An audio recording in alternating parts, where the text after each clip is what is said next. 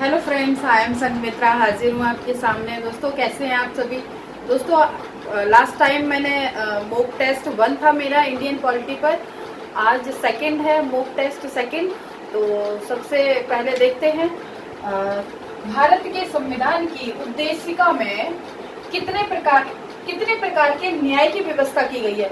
दोस्तों, ये क्वेश्चन जो है 2017 में यूपीएससी के पेपर में पूछा गया था। ठीक है, तो ये काफी इम्पोर्टेंट बन जाता है। तो मैं दोबारा से रिपीट करती हूँ क्वेश्चन को कि भारत के संविधान की उद्देशिका में कितने प्रकार की न्याय की व्यवस्था की गई है। ठीक है, तो ये तीन प्रकार की न्याय की व्यवस्था की गई है। ठीक है, कौन सा?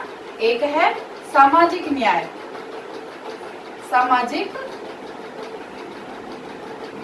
सामाजिक न्याय यानी सोशल जस्टिस। ठीक है, सेकंड बात करते हैं हम आर्थिक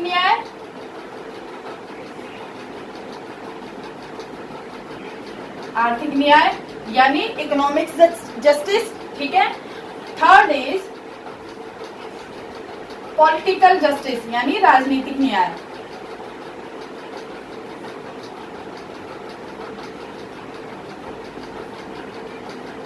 ठीक है दोस्तों, तो ये तीन प्रकार के न्याय की व्यवस्था करता है हमारा इंडियन कॉन्स्टिट्यूशन, जो कि प्रियम्बल में कहा गया है। तो क्या है सामाजिक न्याय का मतलब, क्या है आर्थिक न्याय का मतलब, क्या है राजनीतिक न्याय का मतलब, क्या है। दोस्तों, सामाजिक न्याय का मतलब कि समाज में कैसे भी वर्ग का कोई भी व्यक्ति है, किसी भी प्रकार का उसके साथ भेदभाव नहीं किया जाएगा। ठीक है दोस्तों, यानी सबके साथ इक्वल जस्टिस किया जाएगा। आर्थिक न्याय यानी कि कोई भी मतलब पिछड़ा वर्ग हो गया या जो भी कमजोर वर्ग है या हायर लेवल का कोई भी है, उसके साथ मतलब इकोनॉमिक्स लेवल से किसी भी तरह का कोई शोषण उसके साथ नहीं किया जाएगा। उसी तरह से है पॉलिटिकल यानी राजनीतिक अधिकार न्याय जो है वो सबको अधिकार है, मतलब कि चुनाव लड़ने का अधिकार है ना, अपनी बात कहने का अधिकार है। तो ये जो है हमारे प्रियम्बल में कहा गया है कि मतलब सामाजिक न्याय और आर्थिक न्याय, राजनीतिक न्याय की बात कही गई है। लेकिन दोस्तों, धार्मिक न्याय की बात नहीं कही गई है हमारी इंडिया कॉन्स्टिट्यूशन में। ठीक है, आगे बात करते हैं भारतीय संविधान की प्रस्तावना को हमारे संप्रभु प्रजातांत्रिक गणतंत्र है ना की जन्म कुंडली, यानी जन्म कुंडली हमारे इंडियन कॉन्स्टिट्यूशन की जो प्रियम्बल है, प्रियम्बल को जन्म कुंडली की बात किसने कही है? तो ये दोस्तों के.एम. मुंशी के द्वारा कहा गया है। ठीक है, किसके द्वारा कहा गया है?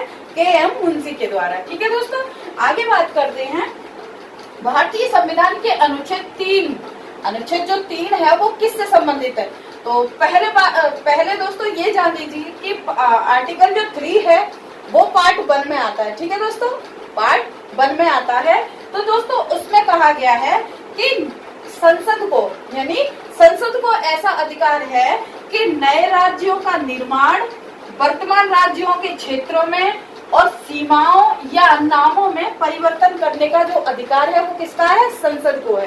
तो आर्टिकल 3 जो कहता है वो यही कहता है कि संसद को नए राज्य का निर्माण करना है ना, नए राज्य के क्षेत्रों में परिवर्तन करना या उसकी सीमाओं से रिलेटेड यानी किसी भी तरह का नाम में परिवर्तन करने का अधिकार किसका है? संसद को है। ठीक है दोस्तों, तो मैंने लिखा भी है कि किसी भी राज्य के क्षेत्र को बढ़ा सकती है, किसी भी राज्य क्षेत्र को घटा सकती है, किसी भी राज्य क्षेत्र में मतलब परिवर्तन कर सकती है। तो आर्टिकल कितना है? तो आर्टिकल जो है वो 3 है। ठीक है दोस्तों, तो आगे बात करते हैं भारतीय संविधान के भाग 2 में किन अनुच्छेदों का उल्लेख किया गया है। ठीक है दोस्तों, यानी कि भारतीय संविधान के भाग 2 में किन अनुच्छेदों में नागरिकता संबंधी प्रावधानों का उल्लेख किया गया है। तो दोस्तों ये सबसे पहले देखते हैं नागरिकता संबंधी है ना, तो जो सिटीजनशिप का जो आर्टिकल है, आर्टिकल 5 से लेकर 11 तक आता है। ठीक है, और पार्ट कितना है? पार्ट 2 में पार्ट 2 है और आर्टिकल कितने से कितने तक है? तो 5 से लेकर 11 तक का। ठीक है, तो नागरिकता संबंधी जो भी प्रावधान है वो 5 से 11 तक है और पार्ट 2 है। ठीक है, तो दोस्तों संसद को ऐसा अधिकार है कि किसी भी नागरिक संबंधी मतलब कोई भी काम होता है नागरिकता संबंधी, तो उसको किसी भी तरह का परिवर्तन करना, तो ये संसद का अधिकार है। ठीक है, तो आगे बात करते हैं भारत के संविधान में भारत के संविधान में शोषण के विरुद्ध अधिकार किस अनुच्छेद में संदर्भित है? ठीक है, तो यानी शोषण के विरुद्ध अधिकार जो है वो किस आर्टिकल में है? तो दोस्तों ये आर्टिकल 2 है। ठीक है, आर्टिकल कितने हैं? आर्टिकल 2 है, एक 23 है और एक 24 है। ठीक है दोस्तों, तो 23 जो कहता है वो कहता है मानव देह व्यापार और बंधुआ मजदूरी का निषेध करना। ठीक है, निषेध करना मतलब कि ह्यूमन ट्रैफिकिंग जो इंडिया में हो रही है उसको रोकने के लिए जो आर्टिकल जो है हमारा 23 और 24 है। ठीक है, और कारखानों और खदानों के नियोजन का निषेध, मतलब कि छोटे बच्चे हैं जो 14 साल से छोटा बच्चा जो भी है तो वो किसी भी तरह के कारखाने में काम नहीं करवाया जाएगा। ठीक है, और उस किसी भी तरह का मतलब ह्यूमन ट्रैफिकिंग नहीं की जाएगी, मतलब कहीं पर भी ले जाके बच्चों को बेच देना जाके, तो उस पे क्या है एक कानून बनाए गए हैं। ठीक है, मतलब ये सारी चीजों को, ये गंदे काम करने संबंधी ये इनको रोकने के लिए, प्रिवेंट करने के लिए कानून संसद के द्वारा बनाए गए हैं। तो देखिए दोस्तों, 2 कानून है, उनके बारे में थोड़ा देखते हैं। इमोरल ट्रैफिकिंग प्रिवेंशन एक्ट जो है, मतलब इमोरल ट्रैफिकिंग यानी अनैतिक दुर्व्यवहार निवारण अधिनियम जो है वो संसद के द्वारा लागू किया गया है। तो एक्ट जो है वो कब बनाया गया था? तो 1956 में बनाया गया था। ठीक है, मतलब ये इमोरल ट्रैफिकिंग प्रिवेंशन एक्ट जो है वो 1956 में बनाया गया था। ठीक है, आगे बात करते हैं। और सेकंड जो एक्ट है वो है bonded labour system prevention act जो है वो कब बनाया गया था? तो 1976 में बनाया गया। तो हिंदी में बात करते हैं, हिंदी में देखते हैं बंधुआ मजदूरी प्रणाली अधिनियम।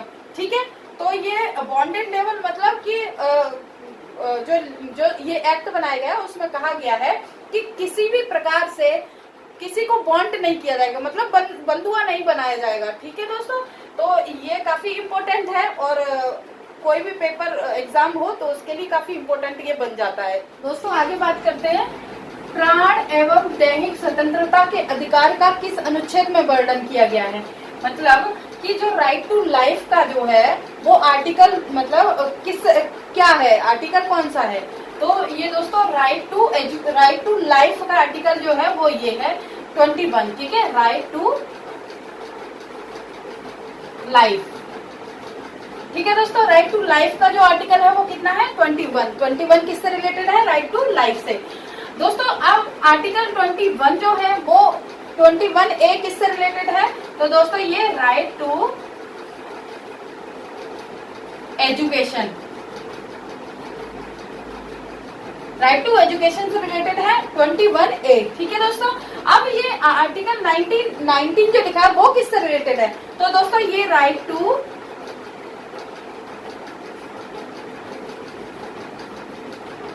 फ्रीडम।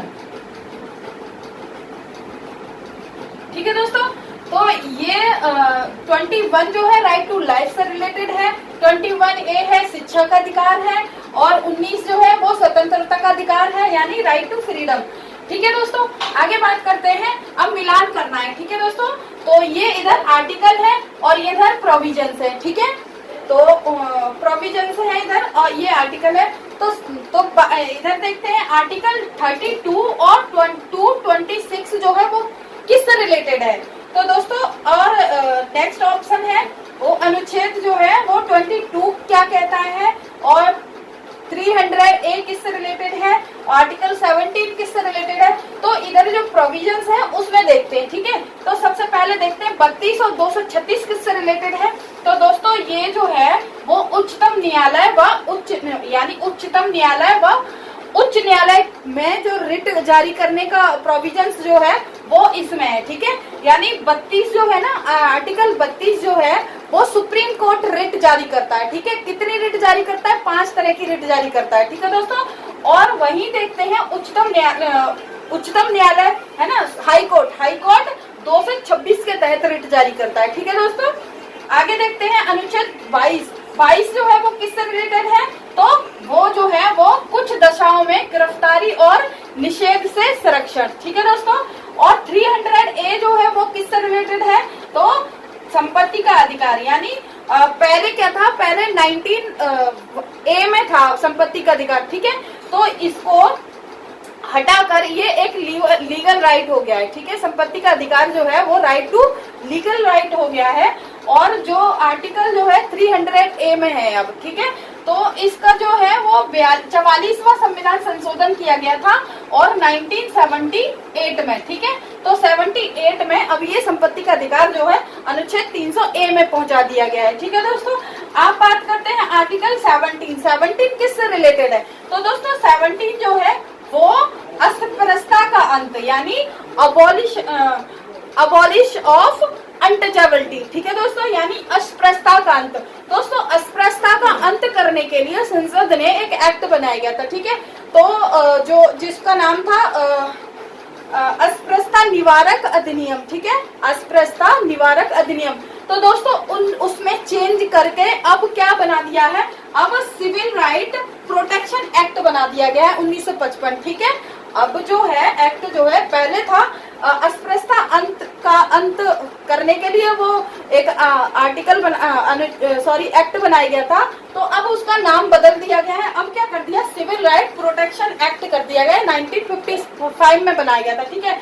अब 1955 के बाद 1976 में अधिनियम कर दिया गया, ठीक है, अधिनियम बना दिया गया है, मतलब पूरी तरह से उसको लागू कर दिया गया, ठीक है दोस्तों।